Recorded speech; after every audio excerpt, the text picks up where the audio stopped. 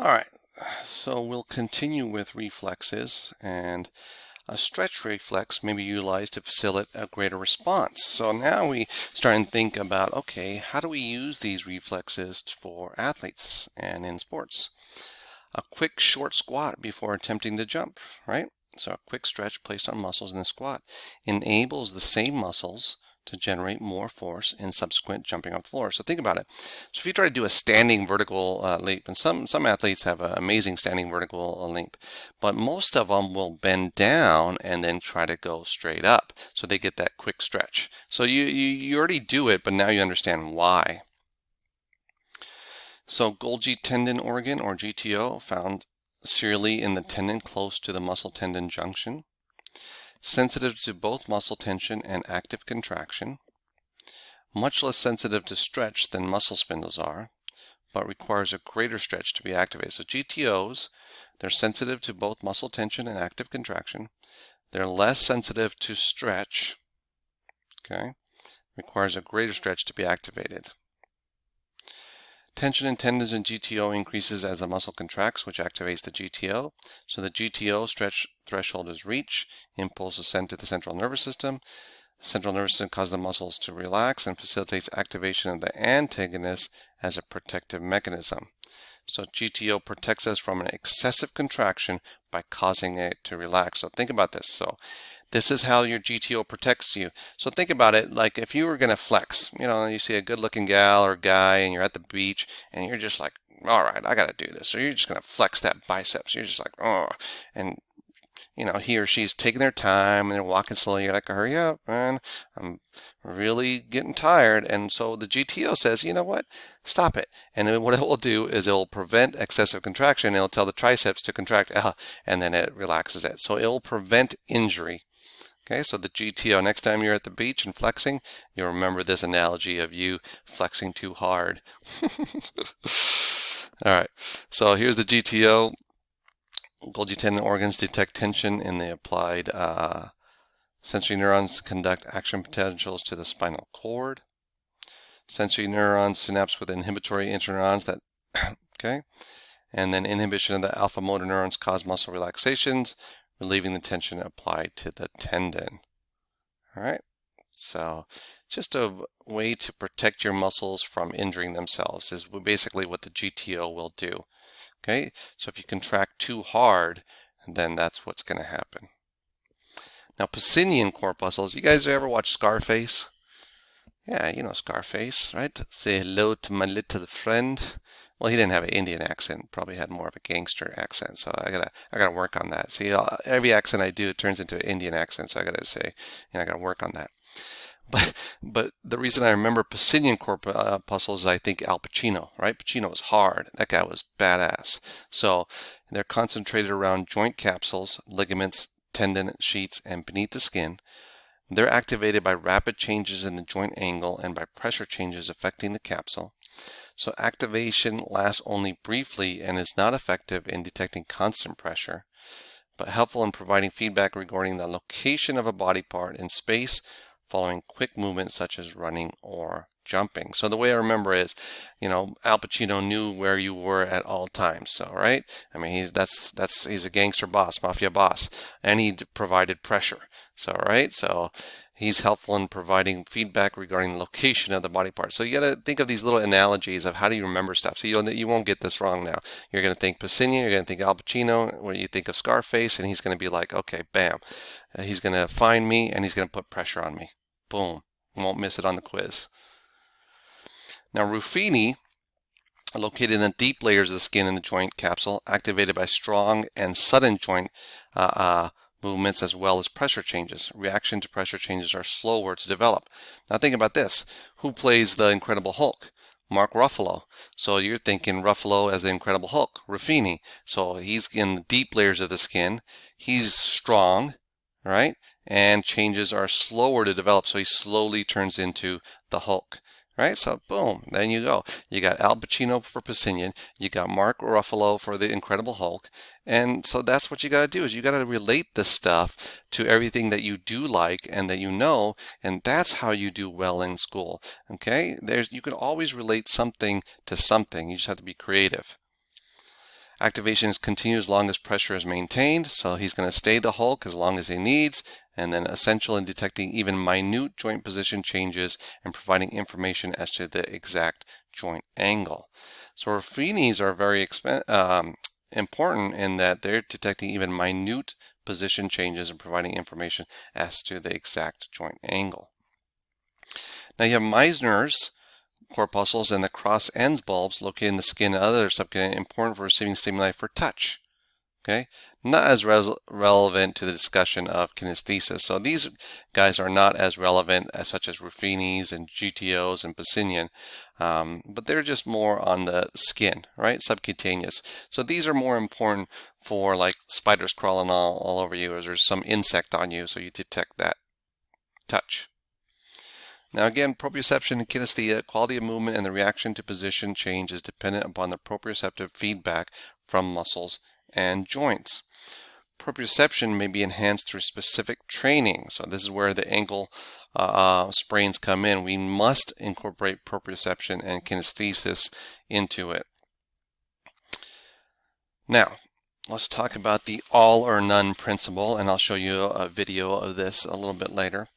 When a muscle contracts, contraction occurs at the muscle fiber level within a particular motor unit. Motor unit consists of a single motor neuron and all muscle fibers. It innervates and functions as a single unit. Here's a typical muscle contraction. The number of motor units responding and the number of muscle fibers contracting within the muscle may vary significantly from relatively few to virtually all, depending on the number of muscle fibers within each activated motor unit and the number of motor units activated. So again, here's a motor unit, okay? So fewer motor units activated when you're just tapping your toe. But when you're running, my gosh, you've got a ton of motor units firing, right? So to be an elite athlete, you need to be able to turn on and off these motor units fast. So think about Usain Bolt running. Think about how he's turning them off, on, on. Your Pacinian, Ruffinian, proprioception, kinesthesis, everything is working. And we take it for granted, but you don't realize how awesome your brain and your body and muscle contraction are until you look at an athlete do the things that he does or she does, especially in specific sports, and you're thinking, okay, wow, she's amazing. How does she do that, right? Or how did he jump off that and land on his, and it's amazing. If you look at gymnastics, right? If you doing a triple somersault, knowing where you are in space, I mean, it's just unreal what men and women can do in sports. It's amazing. Now, the all or none principle is regardless of number, individual muscle fibers within a given motor unit will either fire and contract maximally or not at all. So this is the all or none principle. So it doesn't matter if there's 1 or there's 1,000 individual muscle fibers within one motor unit, right? So a motor unit, either the whole motor unit, all of them will fire, or none at all. So the difference between a muscle contracting to lift a minimally resistive versus lifting a maximum resistant is the number of muscle fibers recruited. So the difference between lifting 1 pound or a pencil versus lifting 50 pounds is the number of muscle fibers recruited. So it's a good true false question, good quiz question. The number of muscle fibers recruited may be increased by activating those motor units containing a greater number of muscle fibers, activating more motor units, increasing the number of motor unit activation. Now, number of muscle fibers per motor unit varies significantly from less than 10 in muscles requiring a precise and detailed response, such as muscles of the eye, to as many as a few thousand in large muscles that perform less complex activities such as the quadriceps. And when you say less complex, is because it's gross movements the quadriceps does, whereas these are precise and detailed responses. Okay. So motor unit must first receive a stimulus via an electrical signal known as the action potential for the muscle fibers in the unit to contract. Then a subthreshold stimulus, not strong enough to cause an action but does not result in contraction. So that means that you didn't have enough of electrical stimulus to provide contraction. So you must reach the threshold in order to stimulate the action potential. So what's the threshold stimulus? That's the stimulus becomes strong enough to produce an action potential in a single motor unit axon. So all of the muscle fibers in the motor unit contract. So you reached stimulus. Now, submaximal stimulus, stimuli that are strong enough to produce action potentials in additional to motor units, and a maximal stimulus is stimuli that are strong enough to produce action potentials in all the motor units of a particular muscle. So you've heard of the electrical, remember I gave you that, showed you that Rocky IV montage, and Ivan Drago was using the electrical stimulated. So those Russian stims, and they're actually called Russian stims, or those neuromuscular stims, what they do is they provide a way to get maximal contraction. So when you and I flex, let's say we're just flexing our biceps, the brain has a submaximal stimuli. It's only going to produce enough action potentials to create fairly significant contraction. But if you use the electrical current, it will try to recruit every single motor unit that's available, and you can actually get some good results with that, but you have to be careful because you will fatigue very quickly. So you can't use that all the time. So again, as stimuli strength increases from threshold up to maximum, more units are recruited and the overall muscle contraction force increases. So you're like, boom, okay, here, boom, boom, boom. So now you're going to get a pretty good response, right? So the tension increases, and then you're looking pretty good. And you're like, whoa, are those guns available there? And they're like, no, right now they're on safety, but they can be available. Oh man. All right. So greater contraction forces may be achieved by increasing the frequency or motor unit activation. So phases of single muscle fiber contraction or twitch. You get a stimulus, you get a latent period, you get a contraction phase, and then you get a relaxation phase. So if you look at the latent period, it's a brief period of a few milliseconds following a stimulus, boom, boom. So what elite athletes have done, and you can read articles on this, is they're able to decrease this latent period where they're able to contract rapidly. So if, again, I give you the example of latent Usain Bolt, he has a very small latent period, so he can continually contract, bam, bam, bam, bam, and doesn't have to rest in between and just contracts, relax. And that's what makes him like a cheetah. That guy is amazing, right? So, and here's some good numbers that are good quiz questions. So contraction phase, muscle fiber begins shortening and lasts about 40 milliseconds. Okay. And then follows the contraction phase, which is the relaxation phase, and the is about 50 milliseconds. So you contract for 40, rest for 50. Contract for 40, 50. Boom, boom, boom, boom, boom. Now certain athletes will contract, relax at a faster rate, but the average is about 40 to 50 milliseconds. Summation is when successive stimuli are provided before the relaxant phase of the first twitch is complete. The subsequent twitches combine with the first to produce a sustained contraction. So this generates a greater amount of tension than a single contraction would produce individually. So you're really summation, like summary or gathering, as the frequency of stimuli increase, the resultant summation increases accordingly, producing increasingly greater total muscle tension. Now, if you get too much, occurs when stimuli are provided at a frequency high enough that no relaxation, so you can't relax, then you get muscle cramps, or you can get sustained tetany, and it's just that muscle won't relax. Okay, so and that can happen. Okay. Treppy occurs when multiple maximal stimuli are provided to rested muscle at a lower level frequency to allow complete relaxation between muscle contractions. Slightly greater tension is produced by the second stimulus than by the first. So that's treppy. So you're building up and relaxing, building up and relaxing, building up and then relaxing, and then sustain. Boom, boom, boom, boom. Okay. Third stimulus produces even greater tension than the second, so a staircase effect occurs only when the first few stimuli and the resulting contractions after the initial ones result in equal tension being produced, and then sustained. So certain sports will require you to sustain that contraction. Now, Maximum ability of a muscle to develop tension and exert force varies depending on the length of the muscle during the contraction. Okay.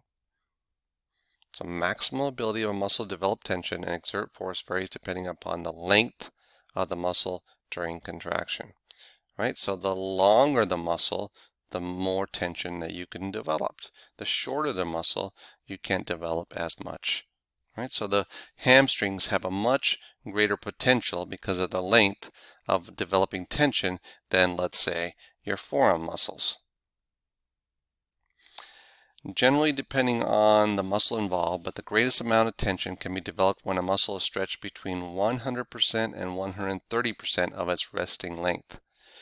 When a muscle is stretched beyond 100% to 130% of its resting length, amount of active tension generated significantly decreases. So think about this from a squat standpoint. Let's say you're going to jump. So you only want to stretch it to a certain point. If you try to jump from a deep squat, well, you've stretched it greater than 130%. You're not going to generate as much force as if you just do 100 to 130% of the stretch. So always keep that in mind for athletes. You only want to stretch to 100 to 130% of the resting length. Okay. Generally, depending on the muscle involved, a proportional decrease in ability to develop tension occurs as a muscle is shortened. The ability to develop contractile tension is essential reduced to zero when shortened to around 52%. So if you take a biceps tendon, right? So your biceps at rest, if you go and let's say that their full range is 100 degrees, right? If you go to 50 degrees or 40 degrees, then really you can't really develop much tension and you're not really going to get a good contractile relationship here. So hopefully that makes sense. So here's that ability. Now think about this. Increasing the ability to exert force. So look at A, B, or C. Squatting slightly to stretch the calf, hamstrings, and quadriceps before contracting the same muscles concentrically to jump. So you're going here, and then you're stretching almost 100 to 130 degrees. Now if you go any lower, it's not going to be as efficient. So really sometimes just going right here and then boom. If you go too low, then you're going to lose some force here. This is not enough. This is ideal. Boom, and then take off here. Okay, so reducing the ability to exert force, isolating the glute max by maximally shortening the hamstrings with knee flexion. So here, boom, boom.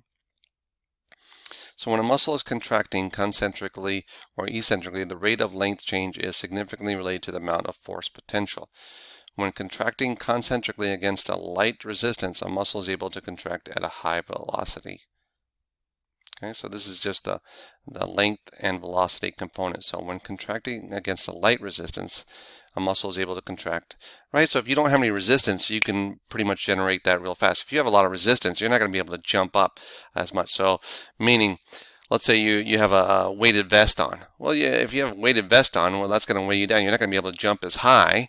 But you might want to train with a weighted vest or train with a weighted ankle weights in your training. So when you take that off, you're like, oh, boom, boom, boom, boom. Okay, so that's why some athletes will train with weighted vest. Okay, as resistance increases, the maximum velocity at which a muscle is able to contract decreases. Of course, as resistance increases, you can't go as fast.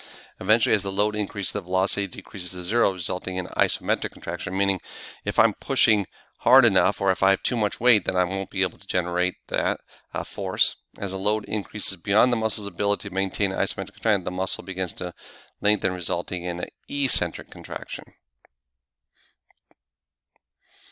Slight increases in the load results in relatively low velocity of lengthening. As the load increases further, the velocity of the lengthening will increase as well. Eventually, the load may increase to a point where the muscle can no longer resist, resulting in uncontrollable lengthening or dropping of the load.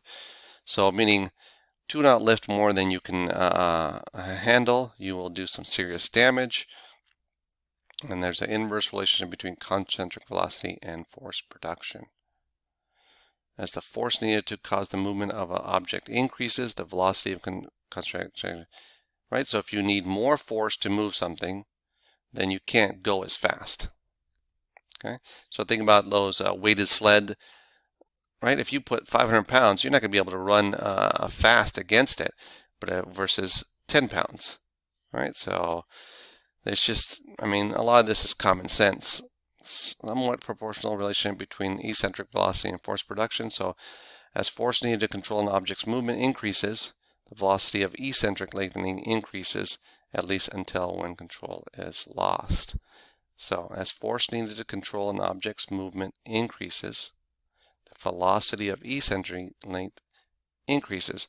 So from an eccentric standpoint, let's say you're doing negatives, right? Well, as the force needed to control an object's movement increases, the velocity of eccentric lengthening increases. So if you have too heavy of a load for a negative, well, unfortunately your velocity may increase too rapidly, or you might just drop it on your chest. So be careful with how much weight you use while doing negatives.